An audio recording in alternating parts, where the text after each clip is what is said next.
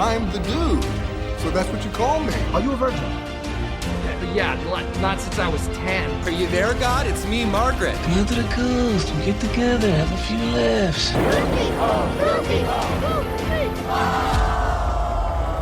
Gentlemen, you can't fight in here. This is the war room. Can I return it if it doesn't fit? It always fits. Eventually. Welcome back to Movie Mingle. I'm Caveman. And I'm Maggie. And today we are on episode 17 already. 17. Yes. And we just watched, just in time for the 4th of July, this upcoming weekend, America's 250th birthday. We watched Independence Day. Pew, pew, pew. Or ID4, as they marketed it a lot as. Even though it was the first one and not the fourth one. Yes. Yeah. But because it's the 4th of July. Hey, see what we did there? ID4. Independence Day 4. The first one. The first one. It was directed by Roland Emmerich. Oh, Roland Emmerich. Of course. This is how most of us were introduced to him, yeah. Even though he had been a director for years, over a decade before Independence Day came out. I think this is the movie for a lot of us who would later discover some of his earlier stuff. He was a German director. There was a 1984 film called The Noah's Ark Principle, which was also sci-fi space. So imagine Independence Day, but in 1984. I saw a clip of it. It's very 1980s. Yeah. Sci-fi looking. He also eventually he came over to the States and started directing American films like Universal Soldier with Jean-Claude Van Damme. I don't know if you ever saw Jean-Claude Van Damme. No, I never did. Never saw it? No. His first one that I think a lot of nerds like myself fell in love with before Independence Day came out, but I don't think he was... Stargate probably made him a name before Independence Day. I just didn't care who made Stargate when Stargate came out. I remember it coming out. I don't even know if I've seen Stargate all the way through. I think that's a movie that I've always just kind of been aware of, but I don't really know. And I've got just a deep boner for James Spader. So, well, it was on the set for Stargate that they got the idea for Independence Day. And they knocked it out in 2 years? Mainly because of a conversation they had with a journalist while they were making Stargate still. After Independence Day, he made the worst Godzilla movie in history. I've also never seen that one. Oh, you can skip that one. When Matthew Broderick is your lead in a Godzilla movie. Yeah, no, it wasn't going to be great. The only good thing that came out of that was the Wallflowers cover of Heroes by David Bowie. Yeah. It also has Jean Reno in it, and he was at least entertaining. Jean Reno's great and everything. He also did The Patriot. He did The Patriot. He went completely I'm going to do historical events, or at least base a fictional character, off of put him in a historical setting. Yeah. Which Patriot is an amazing movie. It is. It is. It is unfortunately a Mel Gibson movie. It's probably one of the few Mel Gibson movies I would still watch. He did a lot of movies. He did a lot of movies. So a lot of great movies out there, that unfortunately, he have Mel Gibson, yes. Gibson in it, even though they're really good. I never saw The Day After Tomorrow. I never saw 10,000 BC, and I never saw 2012. 2012 from 2009? Yeah. No, 2009. It can't. No, I know. Yeah. I always say it's the movie 2012 from 2009. Oh, okay. Because I thought I heard you say 19. No. Okay, I guess I wasn't paying attention. There's a good handful of his films. Well, he did that Anonymous with Reese Ifans. Yeah, I didn't see that. Rafe Spall. Yeah. Which tells an interesting story about what if this other it's like guy... Shakespeare drama.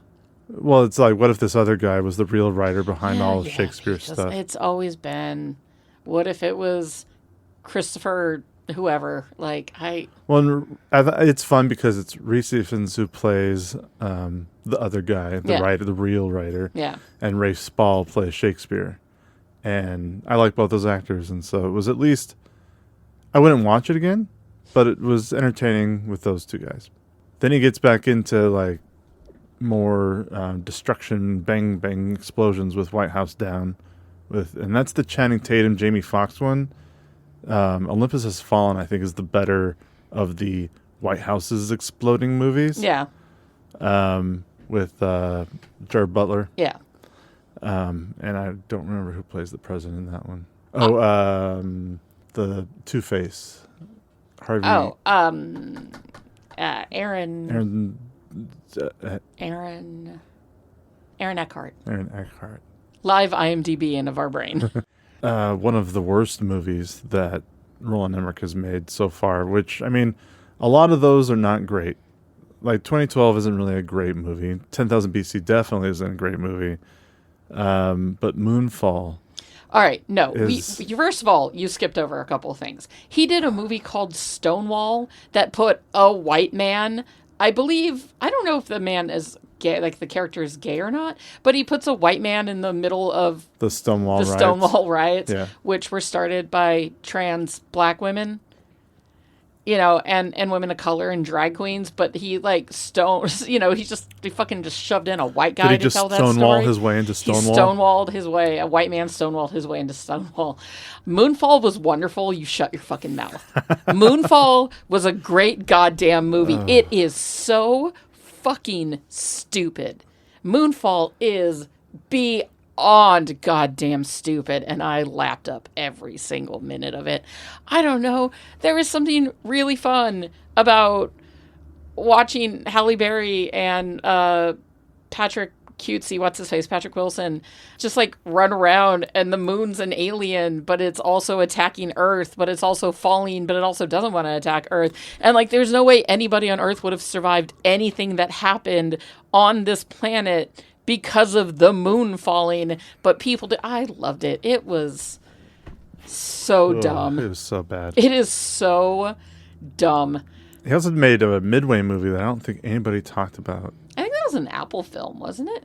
Oh, maybe. Maybe that's why people don't talk about streaming movies. And then also Those About to Die, which was like a whole Rome thing. He did like 5 episodes. Yeah, I don't know if there were more than 5. Yeah. Like, I watched the first one. I don't care too much about really Roman dramas. But yeah, Roland Emmerich sure has been out there doing the stuff. He's got a particular look to him. I really don't think he made a good movie after like Stargate and Independence Day and The Patriot. Then The Patriot. And End of list. I really like. It's gotten to the point now that if a new Roland Emmerich movie's coming out, I'd probably just wait for it to come to. You just stream it. I'd just stream it. Yeah. Well, Independence Day was written by Dean Devlin. Him and Emmerich have been writing partners forever. He wrote Universal Soldier and Stargate and Godzilla. He also wrote Geostorm. Oh God, Geostorm is so bad. I would rather watch Moonfall than. And Geostorm is such a Roland Emmerich type of film, but Roland Emmerich didn't direct it. Dean Devlin, the writer of Independence Day, who also wrote Geostorm, directed. It was his directorial debut, and it was Geostorm. You know, Roland Emmerich's working on 4 other projects at the moment. I'm sure he is, and I'm sorry, Roland. But no. Yeah. I may not like Moonfall very much, but Geostorm is even terrible. Worse. It's terrible. The only other film that he's directed was Dean Devlin, that is, was Bad Samaritan with David Tennant, which I also didn't see. I heard good things about that, actually. I know that David got a spectacular review for playing good for him. A bad guy, an evil character. And he does a good job playing bad. He does. Villains. Yeah, he does. We do love our DT in this house. We are huge Tennant stands. The music. I owned the music on CD along with a lot of other. Now, was it the score or was it the soundtrack? For Independence Day, it was the soundtrack. Whatever random music they probably threw in. I mean, definitely some REM, but I'm fucking sorry. Too on the nose and annoying. I've heard too many REM songs in my life. Too many. Too many. I'm tired of hearing REM. You know, if I didn't hear "It's the End of the World," That first of song all, is in too any popular to movie ever- that has the end of the world Movies happening, and radio will like never let it drop go, that guys. song. It's the Vietnam, with the helicopters flying over Vietnam song. CCR and Yeah, stuff. CCR for a Vietnam movie is fucking REM for any REM movie for- that has to deal with the end of the The world. end of the world, And I'm tired sure. of it. No, it's going to be in And the it next needs one. to stop. It's going to be in So every... we just need to shut it down for a few years and then come back to it. I've heard that song enough. But my point being, I've had quite a few of the CDs for David Arnold movies. Mm-hmm. Not all of these, but a lot of them. Of course, he did the music for Stargate, which I remember when we first started watching Independence Day, I was like, this music sounds like it's from the same guy who did Stargate. Because, very similar. But he also has worked on a lot of 007 movies. Huh. He is the second most used composer for James Bond. Huh. Good for him. Behind the original. Not original. The original was Monty Norman, who did Dr. No and came up with the original sound. Yeah. But then John Barry took that original song or original tune and turned it into a big, more orchestral, and worked on 11 Bond movies throughout the early parts of James Bond. So David Arnold is the second most used composer for James Bond at 5. Cool. Good for him. Including Tomorrow Never Dies, World Is Not Enough, Die Another Day, Casino Royale, and Quantum of Solace. He also did the music for Shaft You damn right. with Samuel L. Jackson. He did the music for one of the best Musketeers movies. The Disney one? No, with- I knew you were going to guess that that's the one I would consider the best. So The Man in the Iron Mask?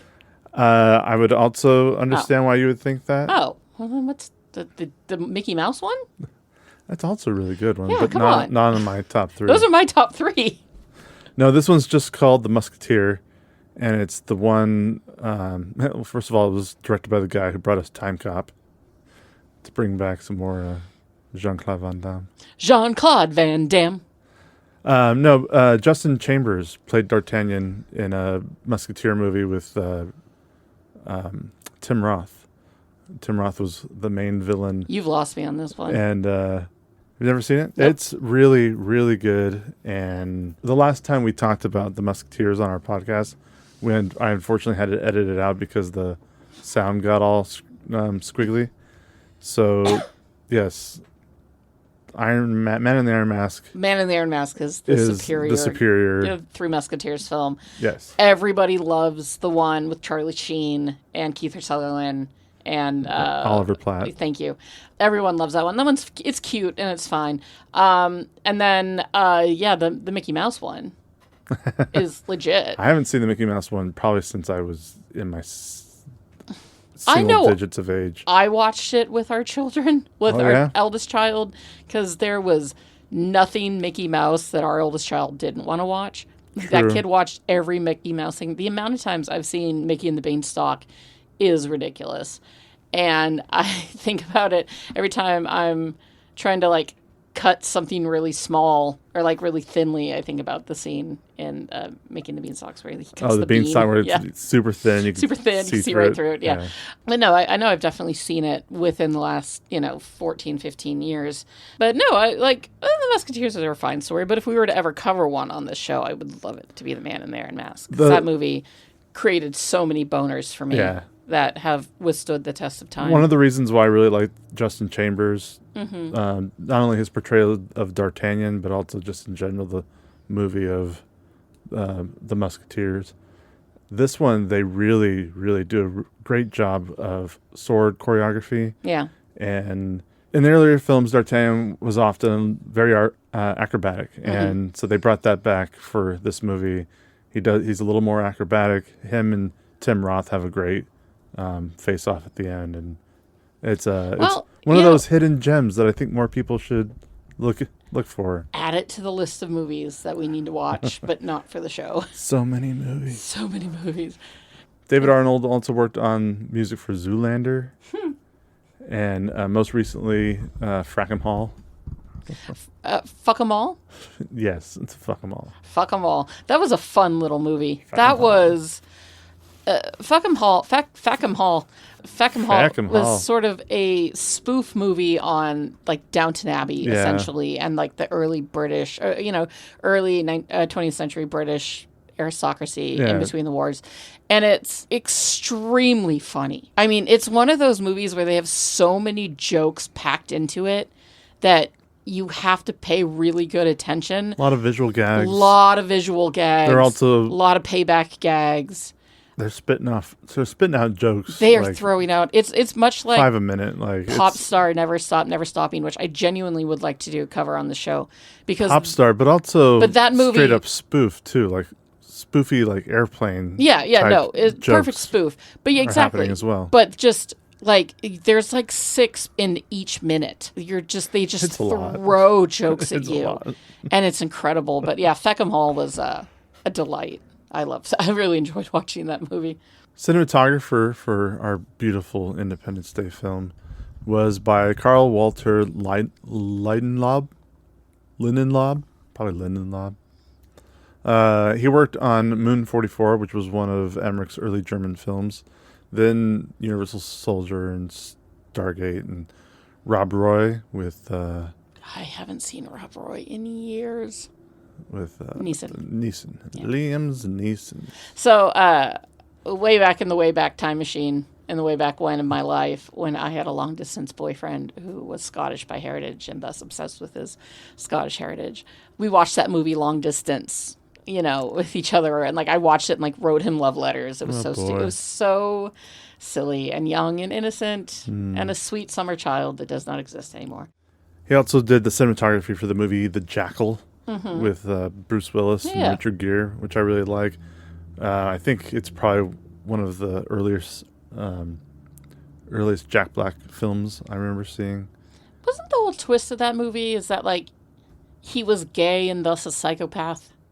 Like, wasn't that like a plot point in that movie? Is that the bad guy was gay and part of the reason he was like doing those crimes is because he was a gay man, or I don't know. I remember there being a gay subplot back in that movie. I don't know if it lasts the whole movie. I think he landed today. I think he was doing part of it to make people feel comfortable and make control over them, but I don't think he was actually a gay man. Oh, so he was gay for slay, basically?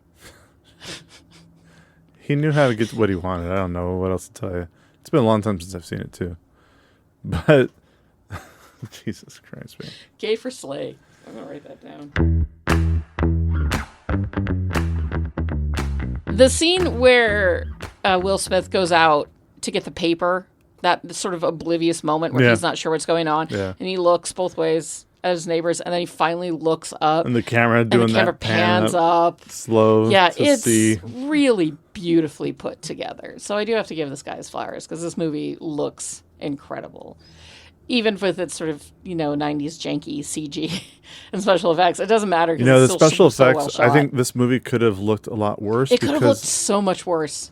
But they really stuck with a lot of the miniatures. The one reason why they had to stick with a lot of miniatures, their miniature budget really grew. Yeah. Because originally the U.S. military was going to provide vehicles, jets, like all the...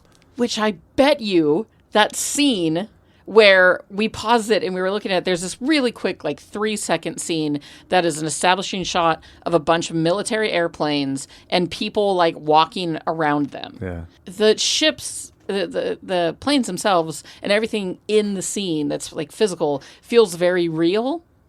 But all of the people are just black silhouettes that are, rotoscoped in to move. Yeah. They're not actually people. They're just little black outlines of figure, of humans, moving around in a very simple way. Or they were rotoscoped out of something else and put in the movie, so they are real humans, moving, but were shot separately. Yeah, but they're also just black silhouettes. And it was probably a last minute fix. Oh shit! How do we fix this? Because But it was really interesting to catch and be like, oh my god, look they at were that. going to use the military's stuff, but then when the military pulled out. They pulled out because they asked the studio or the producers, we're not comfortable with Area 41. Area 51? Area 51 being in the film. Can you take that out? That's the entire... I know, that's the That's entire the whole second back half of half of the movie. So, well, and the Producers were like, it's the entire back half of the movie. like, we can't do that. Where are they going to go? That's the movie. Area 41? Like I said. Back to Roswell? I don't know. So because of that, and you would think that It's a movie about aliens, you guys. Before they even get the ball rolling, maybe read the script a little bit. I don't know what happened, but they didn't like the fact that it was in there. So they used a lot of miniatures. So they used miniatures instead. But you know what? The miniatures looked great, and I'm glad. You know, we've talked a lot on the show about practical effects and, you know, tactile things and miniatures and how beautiful they all are and what a difference it makes in the movie. And the use of real things in this movie, even with its janky 90s CG, makes it look a lot better than any of the images I was seeing from Independence Day Resurgence when we watched the Honest trailer for it last night. It still looks better than an all CG world. And I'm glad for that. Like it's a beautifully put together film. I was shocked at how much I enjoyed watching this again. I was a little like, okay. And then I just had the time of my goddamn life. This movie had at that time a record 3,000 special effects shots. Wow. That were practical. Like, we're not talking CG. They were practical. Oh, heck yeah. They did, of course, they did use computer generated effects as well. Yeah. To save money. But like the aliens were a puppet, you know? Like, it all looked so good. They chose to, I mean, the biggest reason to keep it practical, as many practical shots as they could get, is first, it's cheaper, and they also wanted a more authentic looking pyrotechnic result. Which, aren't we glad for Aren't it? we glad? Because those it's an fire amazing sequences are. And how do they do them, honey?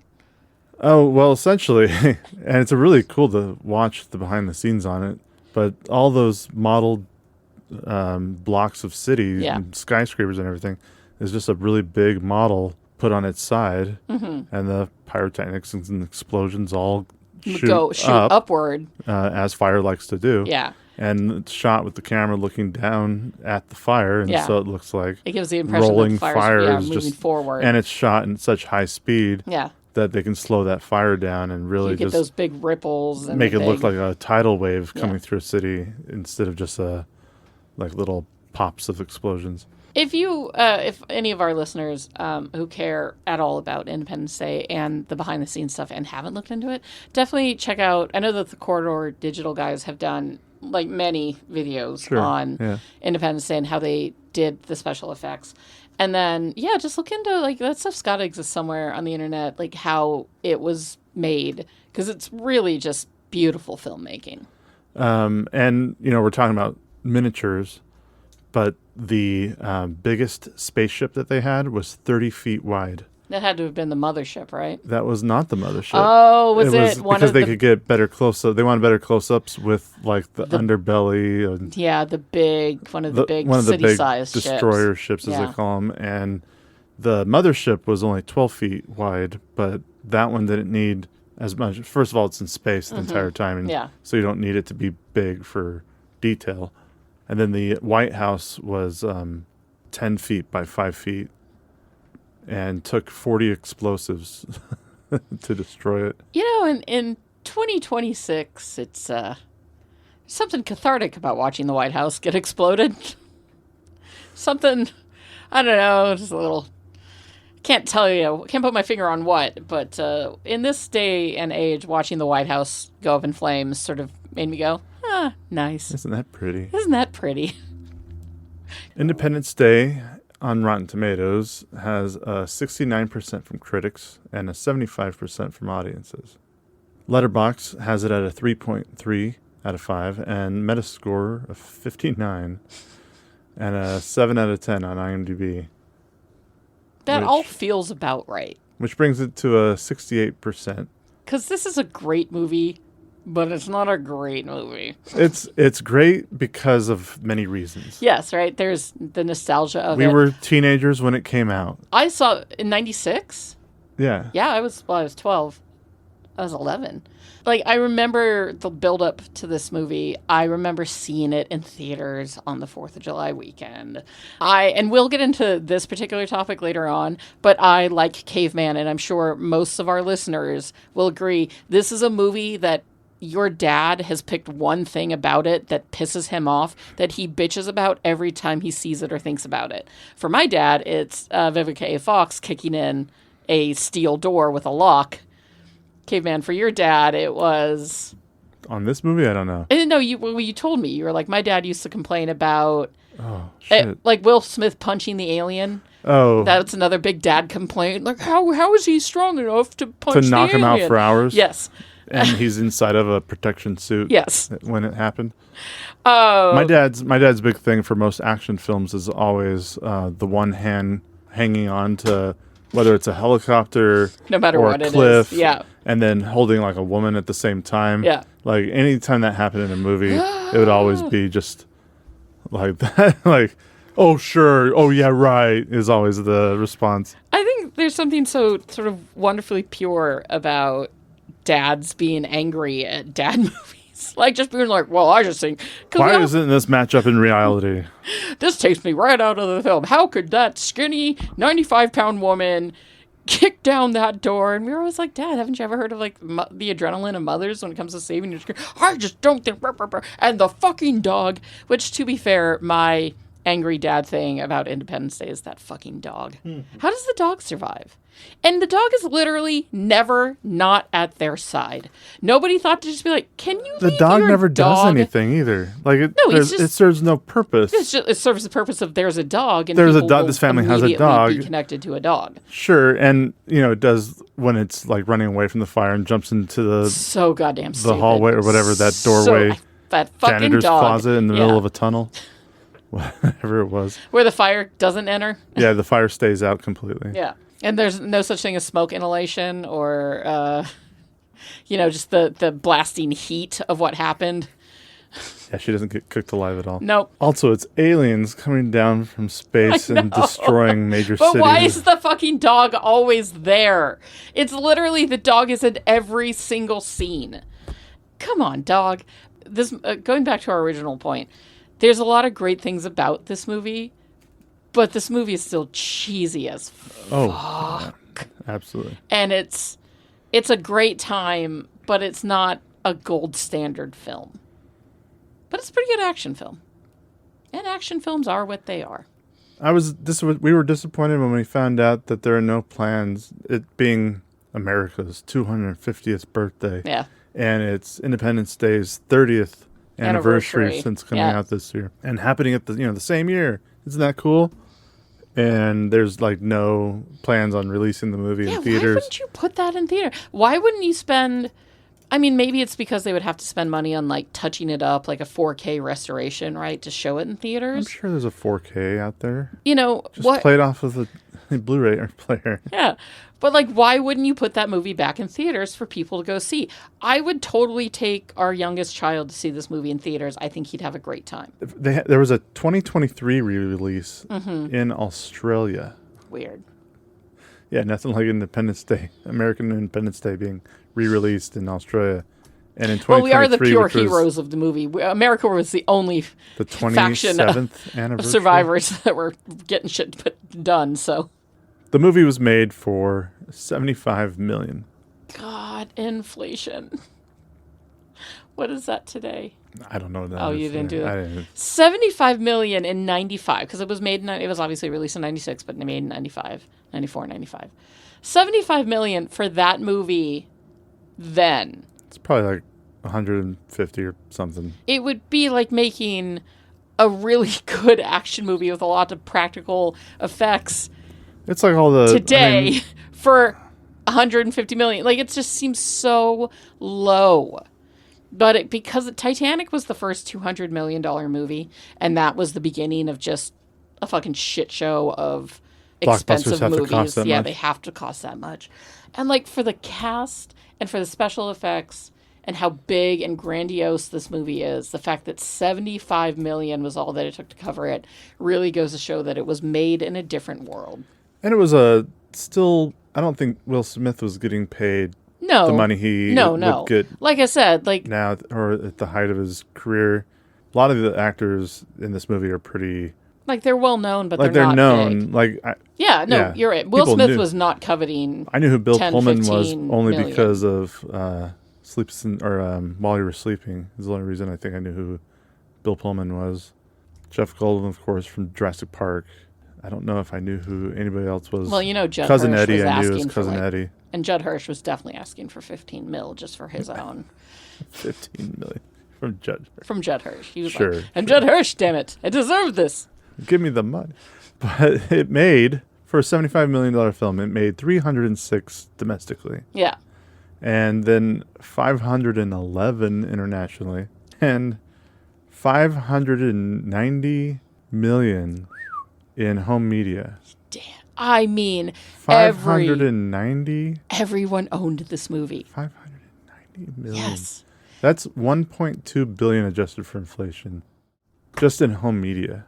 Because this movie was sold on Laserdisc, on VHS, on DVD, on Blu-ray, and has had a 4K restoration. And every time, it just keeps selling. I mean, the majority of that number, I think 500 million of it, was just from VHS and Laserdiscs. Mm-hmm. Everybody had this movie.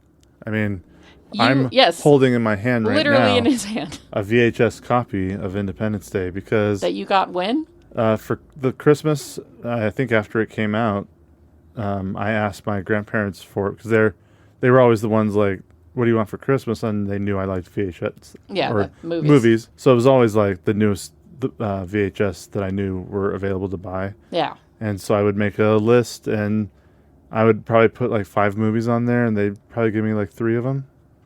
And I never knew which ones I would get. Yeah. And yeah, so It's kind of a wonderful thing. I still have all those movies they got me for my birthday. We were sitting on the couch yesterday watching the movie, on Or Christmas.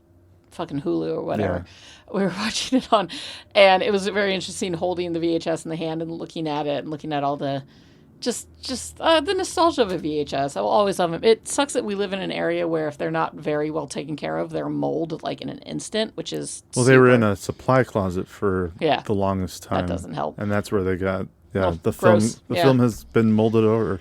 But it's not like it matters for the film inside of it, though. It's definitely like that's your grandparents who are gone now gave you that. I was never planning on rewatching these on the VHS. I do have, which thankfully I've always kept my Star Wars VHS tapes separate, and they've always been out in a bigger room that gets more ventilation. Yeah. And so they shouldn't have any mold on them. I want to check them. I haven't checked in a while. Yeah. So after inflation and everything, this movie gets to, and after box office and home media sales, Independence Day is like, sits around $2 billion. You can see why they at least tried to make a sequel. Yeah, absolutely. I mean, it was 20 years later. But. Yeah. Just so stupid.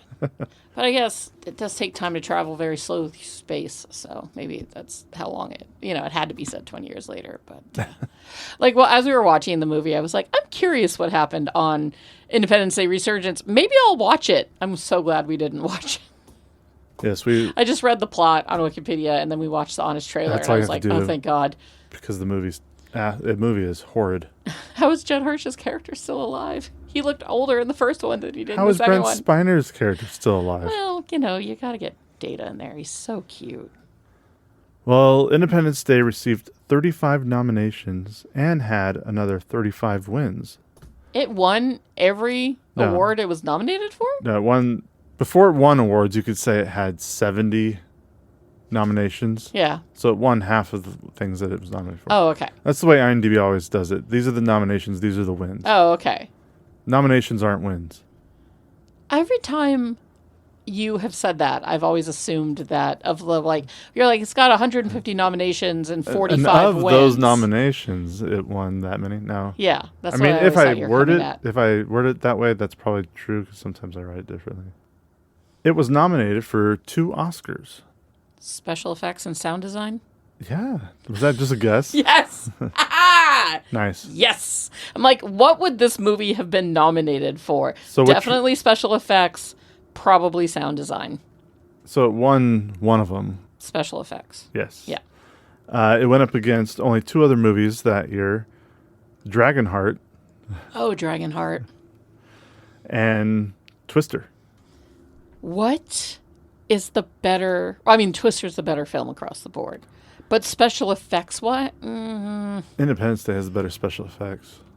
I think that they've got...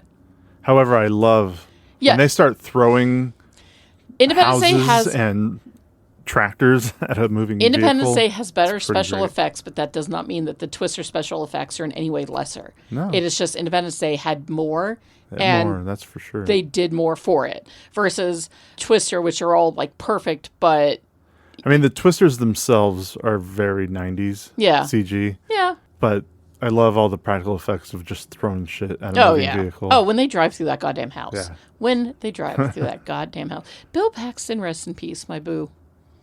It did not win Best Sound. The other nominees were Evita, The Rock, and Twister.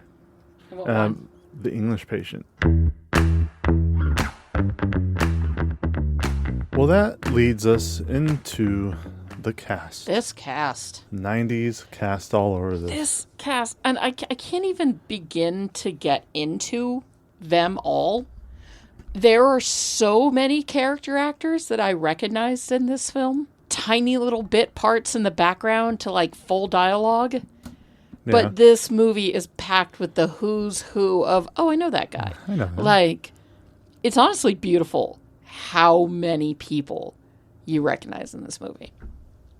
But first and foremost, we have to start. We have to start with Will Smith. Oh, Will Smith. Will Smith, the have- Fresh Prince himself. Do you have a favorite Will Smith movie? Yeah, I'm sure I do. I will always like him in Bad Boys, the first Bad Boys movie. You know, Men in Black was also... Oh, the first Men in Black is so much fun. You know, he's done a lot of great things, like Ali and... I Am Legend is a really good movie. The Pursuit of Happiness. Sure, he does his...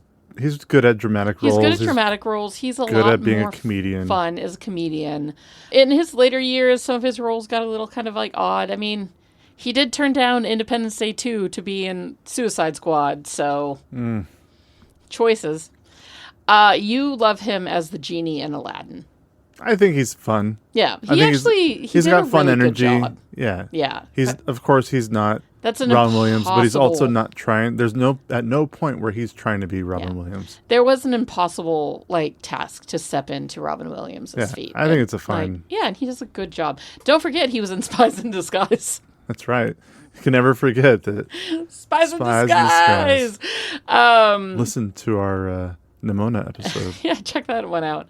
Of course, we all know him for the slap heard around the world, which definitely derailed his existence. But he still got an Oscar for it. But didn't they take it back though? No, they let him keep the Oscar, but they banned him. Yeah, 10 years. Yeah, which, yikes. Yeah. Is Jada Pinkett Smith really worth Is it? she worth it? Is your open marriage with her really worth it, buddy? Well, I don't know. guess we'll find out. I always really enjoyed Hitch. I thought that was a super cute movie. It's been a while since I've seen it, but I always really enjoyed it. And, I'll always have a soft spot in my heart for this. There are definitely songs of his that I will always love. I mean, who doesn't dance to Getting Jiggy with It, right? Like, who doesn't, shuffle to that song? Or even his Wild... his Millennium album, I listened to a lot when I was a kid. My dad would have never let us buy that, by the way. Why? That went... You know why, Caveman. You know why. Like his music was synonymous with my childhood. And, I was allowed to the listen Men to in him Black... because he was clean. His music was always clean. Yeah. And he still talked about hanging out with, like, Don't forget that certain people, but don't forget that song he sings with DJ Jazzy Jeff. The parents just don't understand. That he's like an 18-year-old boy who like kidnaps like he doesn't kidnap, but he like picks a 14-year-old girl off the streets, and hanky-panky ensues, and there's drug use. There's all sorts. DJ like, Jazzy Jeff were young. Has anybody kids. Heard that song though? Like my parents just don't understand that I've committed several felonies. I stole their car. I was dealing drugs. My parents just don't get it. He still doesn't cuss in that song. No, and I have that song on vinyl. I know you do. Because it's the B-side to the Fresh Prince of Bel-Air song. Cause that's the other thing that they were marketing it. That they were marketing it with the Fresh Prince of Bel-Air theme, which is a banger, and will just get stuck in your head at random times all the time. Like, we've all just been walking around just like, John, old Max, and relaxing, all cool, shooting. And then you're just singing the whole song with a group of people by the end of it. I have always enjoyed Will Smith. I guess I don't care for him too much anymore, but that's okay. I'll check out what he's doing, and if it's interesting, great. But it just seems like a lot of stuff he's in. I didn't see King Richard. I didn't see the movie that he won an Oscar for. I got tired of watching the Bad Boys movies. Like, I started Bad Boys for Life and then turned it off before it even got halfway through. Gemini Man, I didn't bother with. Bright was awful. Oh, Bright was terrible. Suicide Squad was terrible. I never even saw The Legend of Bagger Vance. That was good, but it's very problematic. Yeah. Now. Well, yeah. Magical black people. After Earth was terrible. Yeah. Hancock was terrible. Yes. So, but he also does, there's some good stuff in there somewhere. Next. Sorry, Will. Do better. Don't slap people. Bill Pullman. Another William. Bill of course, Pullman. Lone Star from Spaceballs. I can't wait for the new one. And one of my favorite cheesy rom-coms, While You Were Sleeping. Everybody loves that one, and I don't really remember particularly liking it as much as the rest of the world did. Even seeing it for the first time, I was like, I find it weird that she's pretending. I don't know. I find the whole pretense of the story to be a bit silly. But it is. Yeah. For sure. It was just another one like, what's a original idea what if he's in a coma and she tells the family that they're engaged, and so then they bring her in as one of their own while he's... What if indeed? Yes. But and then ends up falling in love with the brother. Yeah. Who was just so cute. It's Bill Pullman, of course. And then, he was in... Casper. Oh, he was so cute in Casper. Oh, God, he was so young in Casper. Cute. Like, even as a kid, when I was, like, obsessed with Casper and Devon Seawa, who was all of our crush when he appears at the end of that movie, I was always like, the dad's kind of cute, too, but that's Maggie for you. He was in David Lynch's Lost Highway. He was in American Ultra, which is one of the few movies... at the time, I didn't care for Kristen Stewart. I like her a little bit more now, but she's good in it, and Jesse Eisenberg is in it, and he's actually pretty good in it too. I always recommend that people should check out American Ultra if they never have. There's an animated film that Bill Pullman was in that I really like, and nobody ever talks about. It's just one of those movies, but Titan A.E. I don't think I've ever seen it. Matt Damon, Drew Barrymore, and Bill Pullman are the three main characters. It was a very fun, like, hand-drawn and CG animation blend in space, fun sci-fi, cool soundtrack. I think the end credits have a little bit of Creed going. God. But I don't think Creed's used throughout the whole movie. Yeah. Which it doesn't matter. He was there once. Anyways, Jeff Goldblum. Jeff motherfucking Goldblum. My beloved. God, do I just want that man to look me in the eyes and go,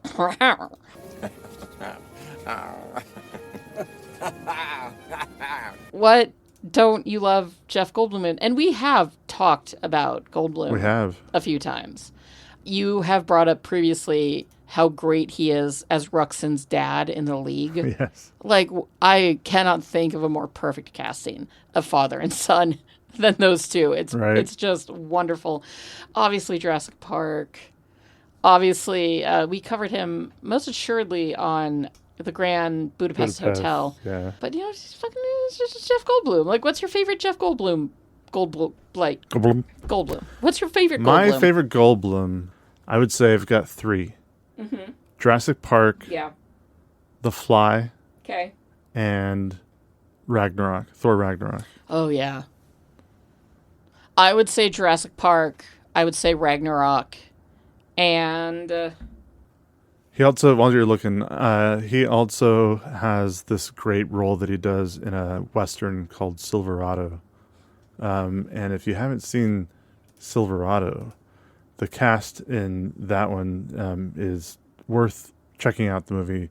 You got Kevin Kline, Scott Glenn, Kevin Costner, Danny Glover, John Cleese, and more. Yeah, for me it would be Jurassic Park Goldblum as number 1. Thor Ragnarok, thank you. Thor Ragnarok Goldblum as number 2. And then I'm just going to go with his performance in the league because, again, it's just perfection. And look, like, that show's filled with a bunch of assholes. Ruxin is the worst of all the assholes. And meeting his dad is sort of like, oh, a little bit more of this makes sense. Well, and Jeff Goldblum is usually just such a nice... I mean, in real life, he is like such a nice outgoing... Genuine. Yeah, genuine, like, curious human being. Oh, so curious. And in the league, he's just this...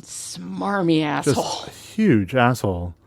And to his son, to women, to just people in general, he's just a huge asshole. And he's having the time of his life. Yeah, it's a delight. He does it so well. Yeah. It's funny. You want to do Mary McDonnell? Playing... yeah, we can just go in order. Marilyn Whitmore, the First Lady. I mainly knew her from... Dances with Wolves. Dances with Wolves is like the main movie I remember her from. She was the president in Battlestar Galactica. She's also in Donnie Darko. She's that character actress that's been in 100 things. And she's got a very familiar mouth, and that's how I kind of know her. Is I know the way that her mouth moves. I know that's weird, but that's how I remember her as a person. I'm always like, oh, that's her. A movie that I've been wanting to get Maggie to watch with me, Sneakers. You've made me watch it. I still don't think that's true. Oh my God. I would have remembered. But she's in that. See, you don't even remember. I don't remember. We've been together for 20 years, honey. Okay. I'm sure you've shown me a thing or 3.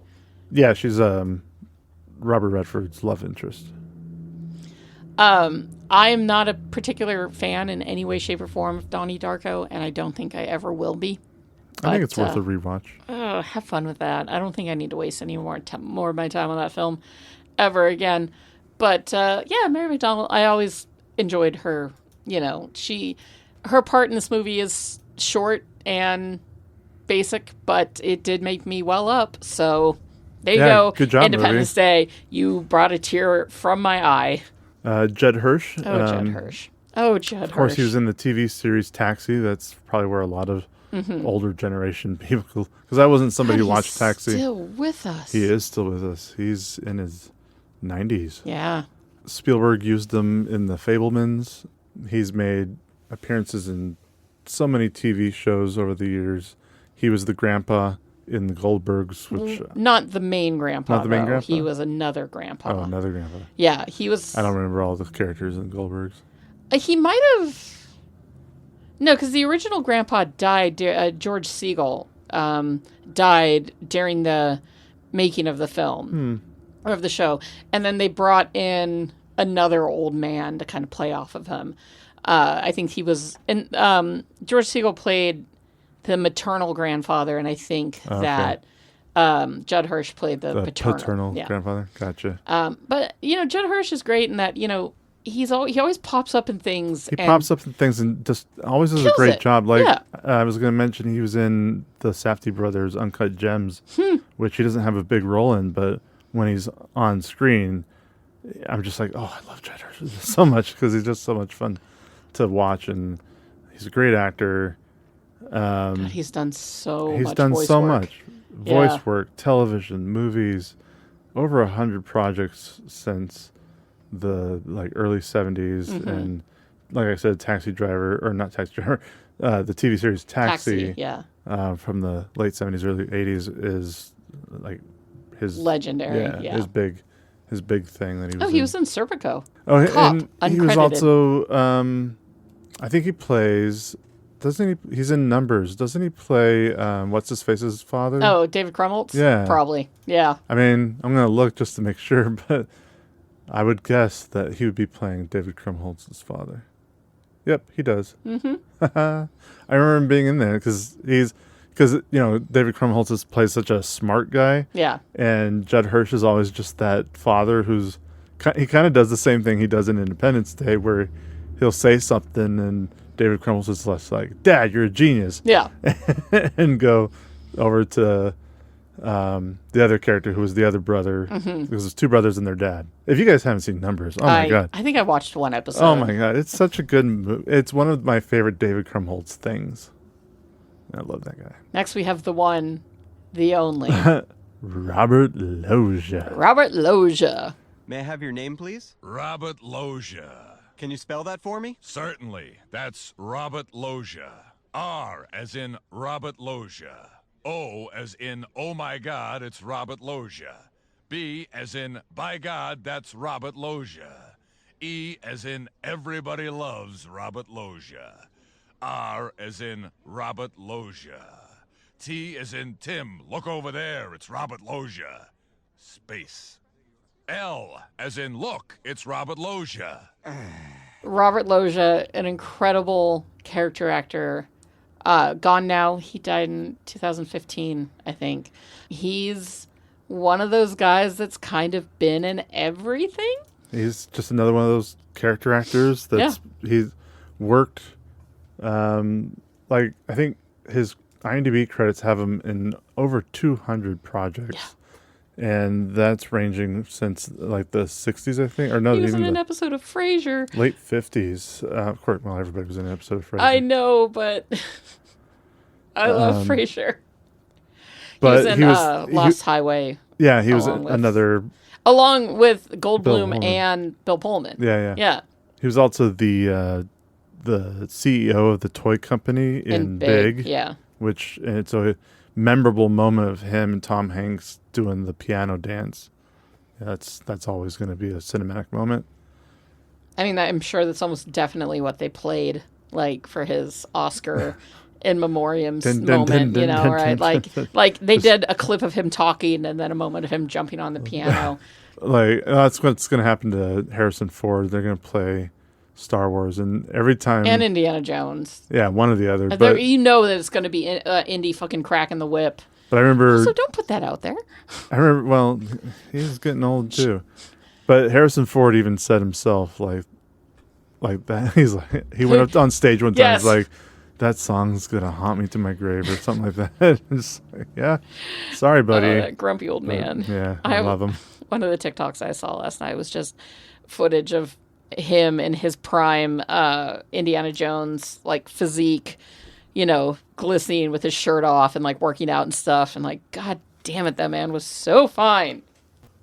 Robert Loggia. Robert Loggia, everybody's favorite cousin Eddie, Randy Quaid, everybody's favorite Quaid, The worst Quaid to ever Quaid. Randy Quaid. and his brother's almost gonna tie with him. His brother is not that much better. Jack Quaid somehow remains the best part. He must have got all of Meg Ryan's good attributes because, Well, yeah. Meg Ryan just seems that powerful. Well, I mean, She could take down Quaid. Yeah. Randy Quaid is currently a massive MAGA piece of shit, and I don't care to talk about him beyond that. I mean, other than we all know him as Cousin Eddie, and he was in Kingpin, and those are his main, Other than that, it's Yeah. shitty movies. Yeah, shitty movies and a shitty attitude. And, yeah. I will say, I brought this up to Caveman while we were watching the movie, but he was one of our great buffoon actors. And Caveman brought up Zach Galifianakis as being... I was just trying to think of another buffoon, like somebody who Jack goes Black is also a bit of a buffoon, but he's Sure. got more of a leading man ability to him. He but can he do- prefers to be a buffoon. But, like, I love that genre of actor, just the usually round man who is bouncy and funny and booming and goofy and, you know, a buffoon. And Randy Quaid was, for a time, a great buffoon. He did a great job at it back then. Back then. Yes. And in this movie. I mean, he is a buffoon now. but Yeah. For different reasons. He's also a dick. Allegedly. Just throwing that in. I don't for think you legal have to say purposes. allegedly for calling somebody a dick. Dick. Another face you'll recognize, like like Maggie said it So earlier. many There's just so faces. many faces that are recognizable. But James Rebhorn is, I hated his character so much. and he usually plays that kind of smarmy. He's gone? Yeah, 2014? that was a while ago. Wow. It's been 12 years. I remember his character in the game. You fucking love the I game. love the game. Great David Fincher movie. Great Michael Douglas. Great Michael Douglas movie.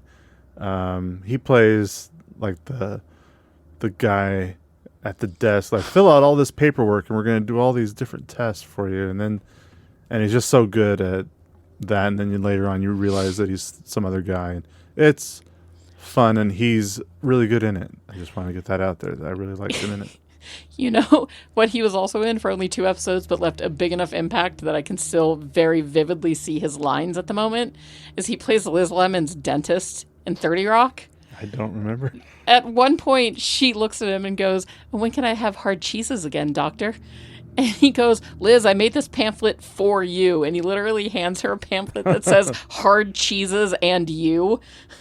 It's just specifically. This is specifically For for Liz Liz to Lemon. not eat hard cheeses anymore Oh my because of God. her teeth.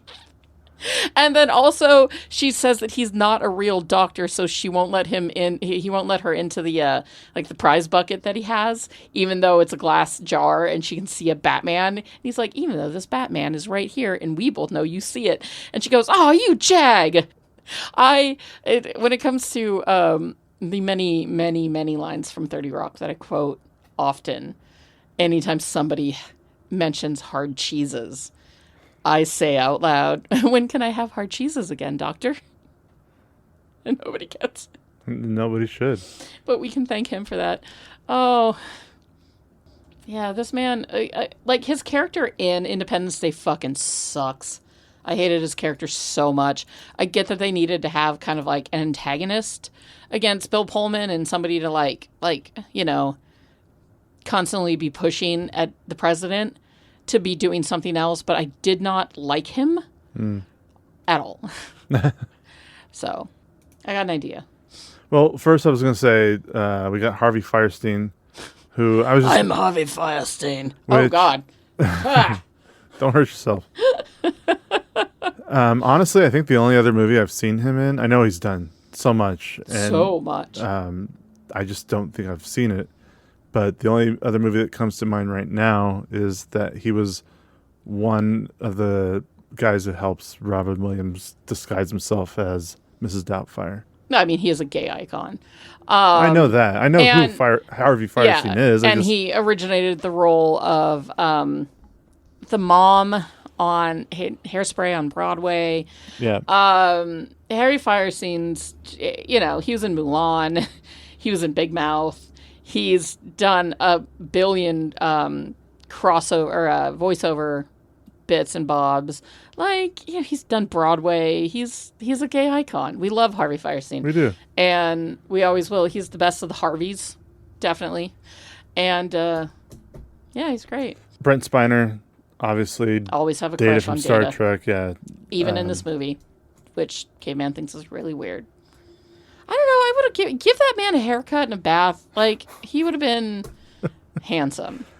I can't believe he survives into the second one, but like, Yeah, I don't even remember how Whatever. they brought him back, or I think they said something like he's She's just, in a coma forever. I'm okay now. Yeah. I'm not quite dead yet. We also had Vivica A. Fox. Vivica who A. Fox. has a bigger role than a lot of these other guys, but still, she's there. She's great. We love Adam her. Baldwin plays Major Mitchell. He's a huge asshole. Lisa Jacob, who plays Alicia, she plays Quaid's daughter. I remember seeing her as a kid, but Whose she daughter? was Quaid's. She was Quaid's daughter. She's the teenage girl in it. Oh, that daughter. Yes. That. But she's also the older daughter in Mrs. Doubtfire. Oh, yeah. Yes. Yes. And I don't have the time to really look into see why she's pulled away from acting, but she hasn't acted since 2000. She, Yeah, good for other her. things. Yeah. And, but like I always thought she was very pretty and I always really liked her. And then of course we have Mae Whitman. Mae Whitman, of course, playing the president's daughter. Egg? Who? Her? Yeah. Her? She's also, we covered her when we did the episode of Scott Pilgrim versus the World, where she plays one of the evil in Exes, parentheses, evil exes, yeah. Yeah. And then She's done a ton, Tinkerbell and a ton of other great things. She's a spectacular actress. Just a quick note, even the kid who played Vivica A. Fox's Dylan? son, Yeah. Ross Bagley, Yes. played Buckwheat in the Little Rascals remake Yes. from 1994. Oh, and he was like a voice of one of the kids in Babe. He had a few. Actually, Puppy. he was on a Fresh Prince for Prince. 2 years. Yeah, he was the youngest son. Oh yeah. So he had a good rapport with Will Smith. Might which be is how nice. he got in. Oh my God, I he was in mean, an episode of Profiler. I loved Profiler, but that's a rant for another day. Profiler is it? My dad loved the Profiler, and the other one. There's Profiler and The then Pretender? The Pretender. I fucking loved those two shows, and they occasionally would cross over.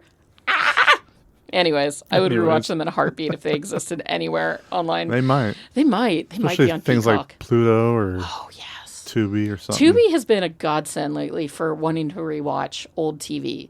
Like it Tubi, has- the fact that Tubi's free Tubi, and their ads are Tubi. just as much as like Netflix or Yeah. Amazon. Yeah, But and Netflix and Amazon are over here charging us money for ads. it's crazy. And Tubi's like, how about we just give you ads and How you about don't we have just to give pay you anything? ads and you don't have to pay anything. And also, here's Suburgatory, a show Like, they're that less hasn't annoying- streamed anywhere for years. Their ads are less annoying than like YouTube or Oh, yeah. Peacock. Yeah, they usually follow like act breaks too, so you can just like, oh, there's that. Right. Anyways, Independence Day. It's a great cast. Great. Great, Big. great fucking cast. So, like I said earlier, when Roland Emmerich and his producer, I think it was, were on the set of Stargate, they were asked by a reporter why he was so fascinated by, essentially, with what the content of Stargate was. Why didn't Roland Emmerich believe in aliens? And Emmerich was still just like, I'm just fascinated by the idea of an alien arrival to Earth. Imagine what it would be like to wake up one morning to discover a 15-mile wide ship hovering in the air over one of the world's largest cities. He turned to his writing partner and was like, "Oh, I think we have an idea for the next film." And sure enough, the next film was Independence Day. I was thinking he got the idea for Independence Day after watching Close Encounters of the Third Kind. Just for there's an alien arrival. Yeah. But they were really nice, and other than kidnapping people over the decades, the aliens were very nice. But I could see Roland Emmerich being like, "Oh, what would happen if they showed up and they didn't have great intentions and they wanted to destroy humanity?" And there's some like the way the ships start coming into the atmosphere in this movie.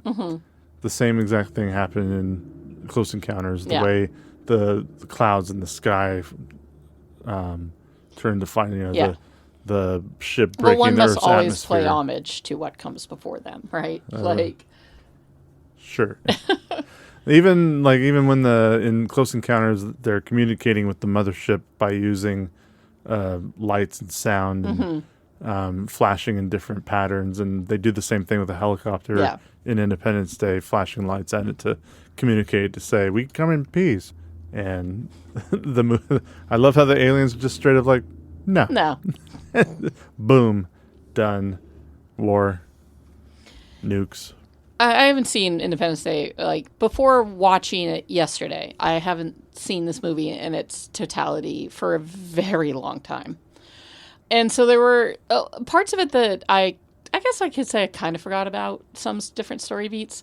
But as I was watching it, so many memories of, like, things my dad complained about came to mind, or things that always bothered me about the movie came to mind.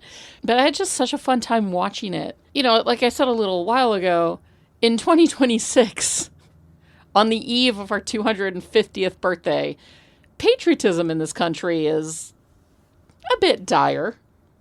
But this movie gave me just a shot of 90s patriotism right to the fucking heart, you know? And it just, you watch it and all of a sudden you're back there and you're just like, yeah, we could. You know, there was something beautiful about just the distilled 90s patriotism that exists in this movie. I think Michael Bay tried to incorporate a little bit with Transformers, because that movie is so patriotic. Which again, no, that movie doesn't take place at Area 51. It takes place at the Hoover Dam. The armed forces were a part of that. Why were they upset? But it's not over here. It's over here. It's over here. When Bill Pullman gives that speech, one of I would say the top 5 greatest speeches in Hollywood history. Top 10 easily. Top 10 easily. Yeah. Memorable speeches that... rousing. Even by the end of it, you feel like in the audience, you are also like, fuck yeah. We will not go quietly into the night. We will not vanish without a fight. We're going to live on. We're going to survive. Today, we celebrate our Independence Day.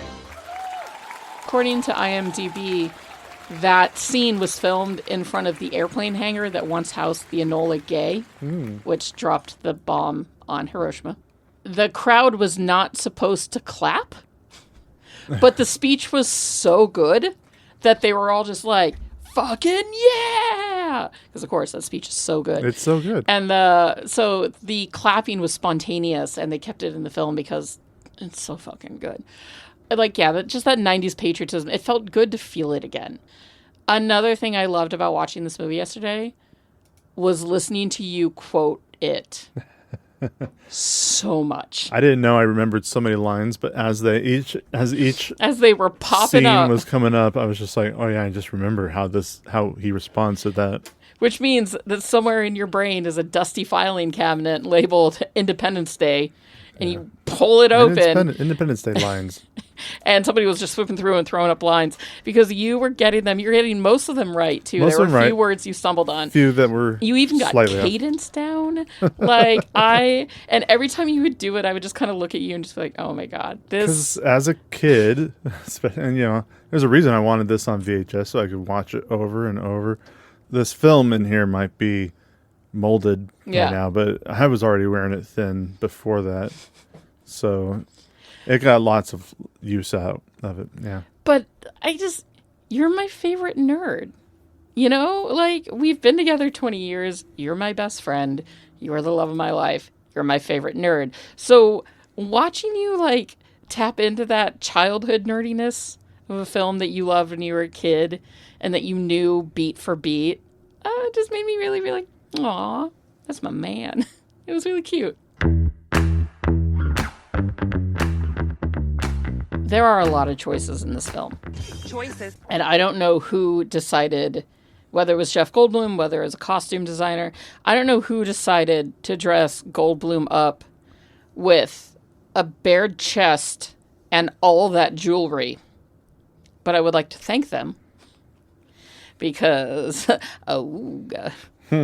yeah, I even wrote down just that jewelry because the necklace, the bracelets, the rings, the whole look, Jeff Goldblum's whole look in this film is just daddy. And I really appreciate it. Independence Day. This movie is so quintessentially American, especially America in the 90s. And I'm not going to go back on Quintessentially American, created by a German. Well, but like, but still, literally everybody, it shows that there are other bands of survivors in the world and surviving military that are trying to figure out what they can do. But it's America that brings them all together. It's Americans that fix everything. We figure out how to blow them up. Yeah. The movie's called Independence Day, but it's a global effort to completely wipe out the aliens. So we're imposing our holiday on everybody else just because we defeated the aliens on our Independence Day. But that's because we're fighting for our independence on the same day. So it's Independence Day .2 or 2.0. Well, I get that, but it's still a globul It is, effort, yeah. And for the Australians, it was on January 5th. Or, it was on July 5th. So, it's not the 4th of July. We our defended ours. Independence Day is July 5th now, dude. I also really like that the women in this movie are not just bimbos. They're not just pretty airheaded people. Every single female character in this movie is strong and capable and sharp and has some, Mary McConnell as the first lady, her agency is kind of just to die, right? But, she lasts for so long and she gets to see the good in people. She gets to see her family again, as opposed to her just dying in LA, which I feel like would have been the scene now. Vivica Fox is a badass. She is a stone cold badass. Goldblum's ex-wife who works with the president, she's shown to be really cool. Was she? I think she was the press secretary, right? Is that who she was? I thought. Yeah. Maybe. Whatever. No, I barely paid attention to whose role was what in the White House. Sure. I thought really that doesn't matter. I thought that the Secretary of Defense was an aide the entire time, and I was like, "What is this motherfucker? This guy sucks." I thought Robert Loggia was the Secretary of Defense because he was the military guy. He was probably the chief of Joint Chiefs, the head of the Joint Chiefs. Now that I think about it, he might have been. He was the. I don't think they ever explain it. He's just a general that's there and friends with Bill Pullman. But all the women in this story, they're more than just damsels in distress. They're all badass. They all kind of get shit done. And for 96. In a big blockbuster where you turn off your brain, it's nice to see that the women's roles were more complex than just, I have big tits and I don't know what's going on. Because that's a very easy trope to fall into. I like that Vivica Fox's character was not eventually she gets saved by her boyfriend, but... Oh, yeah, but that's after she saved after she had already rounded up a bunch of survivors, and I love her just bulldozing wreckage with a big truck she found and is just driving around picking people up. It's not just waiting to be saved by the main character. And the fact that she was an exotic dancer really didn't have anything to do with anything. The only thing it did was telling Will Smith's character that he may not get to the position he wants to be at. Yeah, he might not be an astronaut because he's dating a stripper. Yeah. That's really the only... Speaking of Harry Connick Jr. in this movie, speaking of strippers... We didn't even talk about Harry Connick We didn't even Jr. talk about Harry Connick Jr., who is in this movie, who we love, and we will always love. His character in this particular movie is ridiculous, and just sort of he's just there to make quips and die, and I loved it. That's really what it... that's kind of what a wingman always does. Yeah, that's true. That's the wingman for you. Gun. Yeah. Made quips and died. Will Smith has incredible chemistry with everyone, and so does Goldblum. There's a moment where Goldblum and Pullman are growling at each other because, of course, men in high stressful situations, they've got to look at each other and be like, "Rrr," and they've got past problems because of the wife and yada yada yada. None of it matters. But there is a moment in this movie where Goldblum and Pullman are staring at each other and something serious happens, and all I could think was, is there fan fiction out there for these two? Because I would read it. Also, for sure that Vivica Fox and Goldblum's ex-wife got pregnant the night they came back from blowing up that fucking airplane or that alien spaceship. Pregnant. Independence Day is just, it's just great. It's just great fun, this film. And it's so worthy of a summer blockbuster in every sense of it. Like it's a cheesy goddamn film, but it is so worth it for what it is. Like, if, sometime this summer, put on Independence Day, get a little high, have a drink, whatever your vice is, whatever your relaxing method is, pop your feet up and just enjoy 2 hours and 25 minutes of this film just being so 90s and so good. At the time, the production itself was nicknamed ID4 because Warner Brothers owned the right to the title because of a film in 1983 that was called Independence Day. So as they're filming, they have dailies that they send out to the producers and the studio and everything. And so they were hoping, because there wasn't a lot of Independence Day talk in the entire movie. It's only after editing and putting together the dates as we're getting closer to July 4th. Like that moment in the movie where it's like July 3rd. Oh, and least we forget really quickly all those crazy white smash cuts. Oh yeah, the editing from one scene to another, just flash to white. Sometimes twice in a row. I know to get closer to the. And then other times where they should have scene. done it, they didn't do it. Then other times they didn't need to do it, they did it. It was so silly. So they wanted to call the movie Independence Day, but didn't have the rights to call it Independence Day, and so it was that little added addition right before Pullman does a speech that made it finally say that when this movie's taking place. That speech is powerful. Which then they were just hoping that the studio would fight for the rights once they saw that speech, which they did. So Maggie. Yes, honey. What would you rate the amazing movie Independence Day? I can give it a 4. I think for story and some of the execution of it gets I don't know. I guess the story is silly. It's a silly movie, guys. It's a very silly thing. You sit down, you turn off your brain, even if you're still like, how can that 98-pound woman kick open a steel door? Doesn't matter.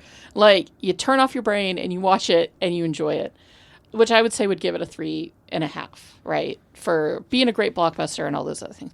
For what it is in my life, what this story has been in my life, how long it's been a part of my existence, the fun that I had watching it with you, that 90s patriotism, that incredible speech, Goldblum's chest hair, that all gets it bumped up a little bit. So I'm going to give it a 4. This movie is a classic for a reason.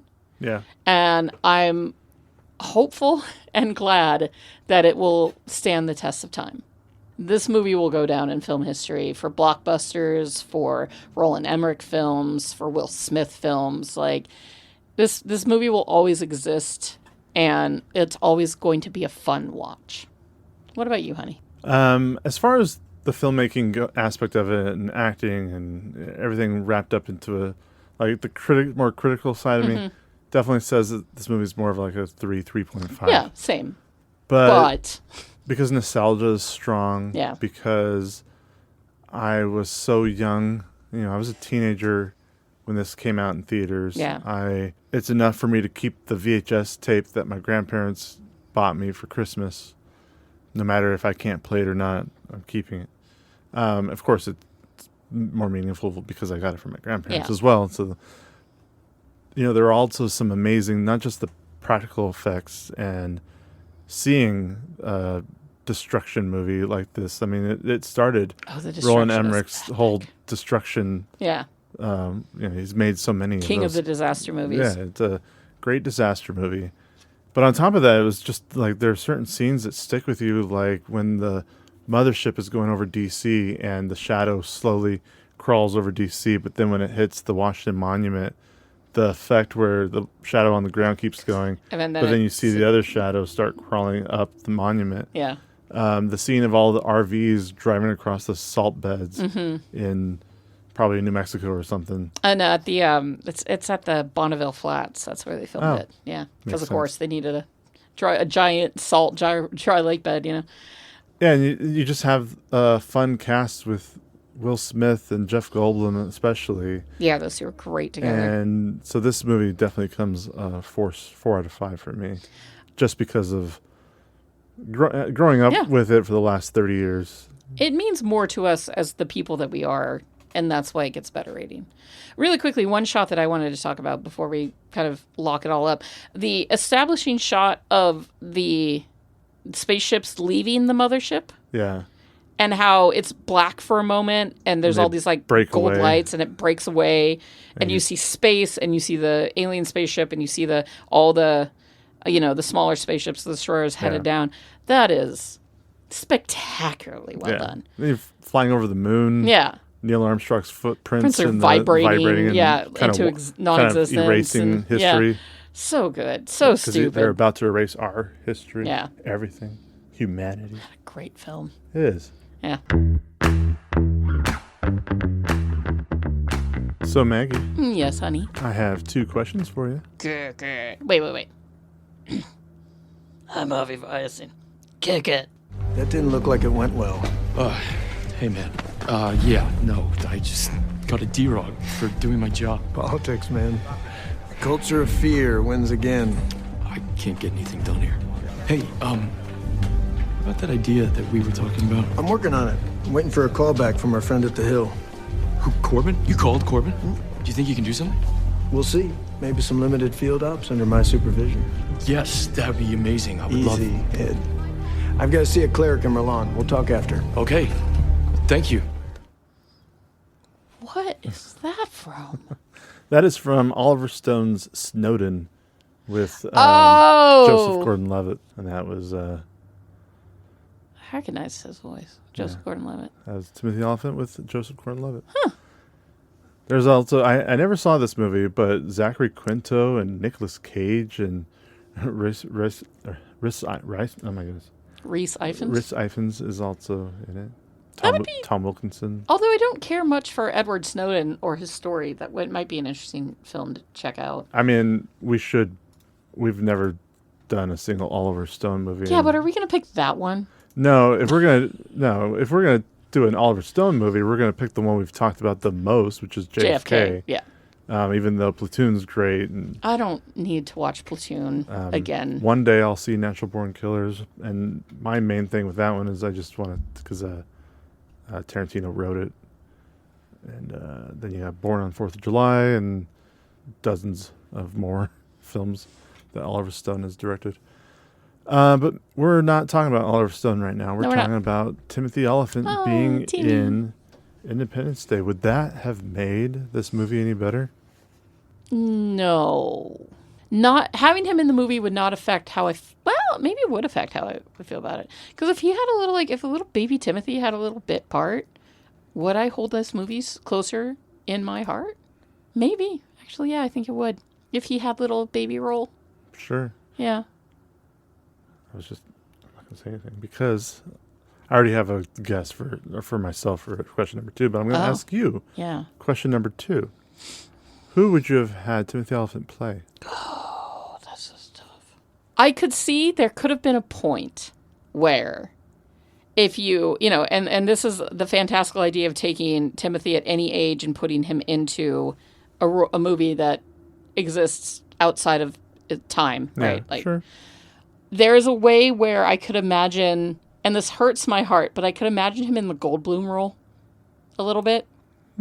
I could see him being like the smart guy who's just running around the whole time, kind of flustered. But that would mean we'd have to take away Goldblum, and Goldblum is a huge part of this movie. He's a huge part of what makes this movie great, and right. I don't think Timothy could. No, you're right. Harry Connick Jr.'s role, sure, he would have been great at. He could be a fun, goofy fighter pilot there to drop quips and die. Drop quips and die. That's what wingmen do. But I do love that it's Harry Connick Jr. Incredible singer. Maybe like an older, gruffer Timothy Olyphant these days could have been Quaid. I thought he was going to say Robert Loggia. No, they could have done Quaid's role, right? Could have done Quaid's role. The drunk stumbling around who ultimately, achieves valor by being the hero of the day. You know what? I'm going to go with that. I'm going to go with replacing the worst Quaid with the best Oliphant. and giving Timmy that role. What about you? Where'd you put him? Oh, I would definitely replace Adam Baldwin. Oh, well, yeah. Fuck. Would have been the easiest role for God, you're Timothy Olyphant so to play. right. He would have walked right into that, and we wouldn't have had to deal with that huge asshole. Adam Baldwin even gets to point a gun a couple times. So. And shoot him. And shoot, yeah. Especially could you see Timothy Olyphant shooting that Coke can off the ship? I could also see him shoot, is this glass bulletproof? Yeah. No, sir. No, sir. Boom, boom, boom. Yeah, just pull it out and just start. Yeah. No, you're right. I think you and I both have excellent ideas. Yours fits better. Mine would have been more fun. Yours would have been a lot of fun. Yeah. For him to play Randy Quaid's It would have been character. great. And that has been this week's episode of Movie Mingle on Independence Day. And we hope that you enjoyed it as much as we enjoyed bringing it to you. And also, if you're listening to this at the time it comes out, happy Independence Day. Be safe out there. As ever, you can find us on Instagram, Threads, and Letterboxd at movieminglepod. You can find us on YouTube at Movie Mingle Podcast. And write us any of your thoughts and questions at movieminglepod@gmail.com. And tell people about us. And if we've covered a movie that your friend really likes, send them that episode and just get the word out, because we're still having fun over here doing this regardless. And we want more people to have fun with us. So spread the word. Next week, it's a very special episode of Movie Mingle with the return of Oscar Isaac to my eyeballs, as we will be watching the incredible Drive. So not only do I get a little bit of Oscar Isaac, but I also get Ryan Gosling. It's the best. I'm so excited. So join us for that. I'm sure it's going to be a riot of a conversation. But until then, take care of yourselves in this big wide world out there. Be nice to each other. Be kind. Watch your fingers with fireworks. We don't need any of that this weekend. Not at all. And just remember, even if an alien is wearing a thick exoskeleton around it, Will Smith can still punch it in the face and knock it out for several hours. Because he's Will Smith. Now go mingle. Bye! Welcome to Earth. Are you an effective team? We are an effective team. Let them fight. How did you just do that? I'm a really good lawyer. Here on Caladan, we ruled by air power and sea power. On Arrakis, we need to cultivate desert power. Welcome, Mr. Beach. What's that bar? I'm a little confused. Well, we wouldn't want that, would we? I don't want to brag, but I will. I was in the Avengers. The Avengers? Yeah. That's great. Thank you. What is that? I'm gonna make him an offer he can't refuse. Toga, toga, toga.